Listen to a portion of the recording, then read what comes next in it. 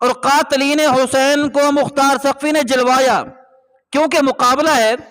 حضرت حسین رضی اللہ تعالی عنہ کو شہید بھی کیا گیا، حضرت حسین کے جسم کے اوپر اہل بیت اور کربلا والوں کے جسم کے اوپر گھوڑے دوڑائے گئے، تو اس نے ڈٹ کر مقابلہ کیا۔ عبید اللہ بن زیاد کو قتل کروایا، شمر کو بھی قتل کروایا، اور عمر بن سعد کو بھی قتل کروایا، خولی کو بھی قتل کروایا، سنان کو بھی قتل کروایا۔ کہ اللہ تعالیٰ نے حضرت حسین کے دشمنوں کے ساتھ کیا کیا؟ جتنے بھی حضرت حسین کے قاتلین ہیں، قتل کرنے والے ہیں، اللہ نے سب کو قتل کروایا ہے۔ سب سے بڑا مجرم عبید اللہ بن زیاد ہے حضرت حسین کے قتل میں، عبید اللہ بن زیاد، مختار ثقفی نے ان کو قتل کروایا۔ اب روایات میں آتا ہے جس طرح حضرت حسین کا سر کاٹا گیا، مختار ثقفی نے عبید اللہ بن زیاد کا سر کٹوایا، ایک تاشت میں رکھوایا۔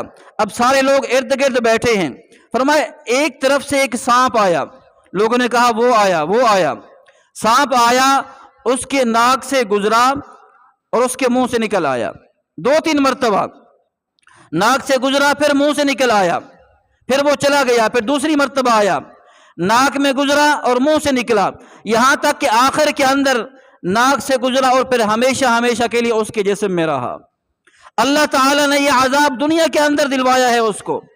اور قاتلین حسین کو مختار ثقفی نے جلوایا، کیونکہ مقابلہ ہے۔ حضرت حسین رضی اللہ تعالی عنہ کو شہید بھی کیا گیا، حضرت حسین کے جسم کے اوپر اہل بیت اور کربلا والوں کے جسم کے اوپر گھوڑے دوڑائے گئے، تو اس نے ڈٹ کر مقابلہ کیا۔ عبید اللہ بن زیاد کو قتل کروایا، شمر کو بھی قتل کروایا، اور عمر بن سعد کو بھی قتل کروایا، خولی کو بھی قتل کروایا، سنان کو بھی قتل کروایا۔ جتنے بھی حضرت حسین کے قاتلین ہیں سب کو چن چن کر مختار ثقفی نے قتل کروایا، اور فرمایا کہ حضرت حسین کا یہ قصاص ہے، کربلا کے بدلہ میں لے رہا ہوں۔ اب ظاہری طور پر چند سال گزرے۔ اچھا، یہ قاتلین حسین جتنے بھی ہیں صرف 6 سال کے اندر مرے ہیں سارے۔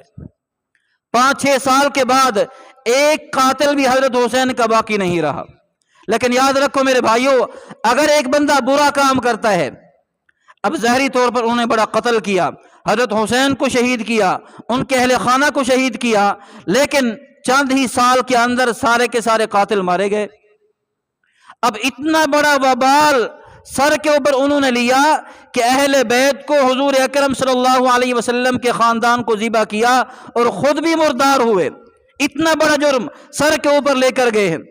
یاد رکھو میرے بھائیوں، کربلا کے اندر تو حضرت حسین شہید ہوئے، اور یہ پیغام ملا سب مسلمانوں کو، شہید ہونا یہ کوئی ذلت کی بات نہیں ہے، اللہ کے راستے میں ذبح ہو جانا یہ کوئی ذلت کی بات نہیں ہے، بلکہ اللہ تعالی شہادت کے بعد ایسی زندگی عطا فرماتے ہیں۔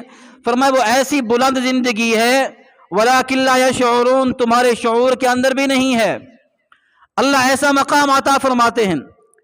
کیا خیال ہے قاتلین حسین حضرت حسین کو شہید کر کے خوش ہو گئے، اب تو ہماری حکومت ہے، اب مزے کریں گے، اب ہماری حکومت ہوگی، جس طرح چاہیں گے اسی طرح کریں گے۔ لیکن 5-6 سال کے اندر یزید کی حکومت، ابن زیاد کی حکومت، شمر کی گورنری، سنان کی، خولی کی، سب کی گردنیں اللہ نے اڑا دی، ایک بندہ بھی باقی نہیں بچا۔ تو اس لیے میرے محترم بھائیوں، دشمن جتنا بھی بڑا ہو اللہ تعالیٰ اس کی گردن ضرور توڑتے ہیں۔ حضرت حسین کے دشمن ظاہری طور پر بڑے تھے، بڑا ان کا نام تھا، حکومت تھی، ایسے سمجھو آدھی دنیا پر ان کی حکمرانی تھی حضرت حسین کے قاتلین اور دشمنوں کی، لیکن اللہ نے 5-6 سال کے اندر ساری دنیا کی حکمرانی چھین لی۔ اب ایک تو حکمرانی چلی گئی، اور پھر اللہ نے ایسی ذلت عطا فرمائی، قیامت کے دن حضرت حسین کا خون ان کے کاندھوں پر ہوگا۔ یہ کوئی تھوڑی بات نہیں ہے۔